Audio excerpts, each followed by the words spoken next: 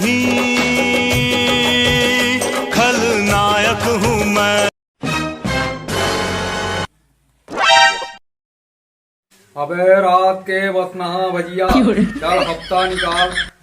हफ्ता कहानी पोर के हफ्ता तोर बाबा धन आए धन तोर नाना था हफ्ता था। बता रे हम लोग कौन है? ना हमन मछली खाता ना हमन भुंडा, हम अनन लखुरी गांव के गुंडा, समझा क्या?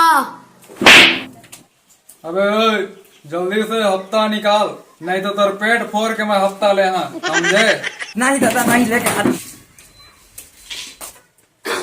देखा बीड़ू कैसा डर गया, आपन को देख के सब कांपता इधर, समझा?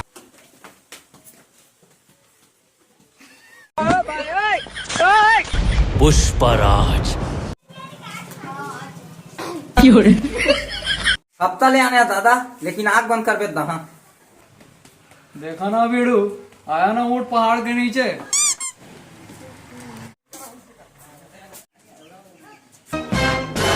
ले दादा हफ्ता तू मन के। मैं तो मजाक करता रहेगा, मजाक कर रहा है, अरे दादा माफ कर दे, अरे मैं मांग लेता हूँ।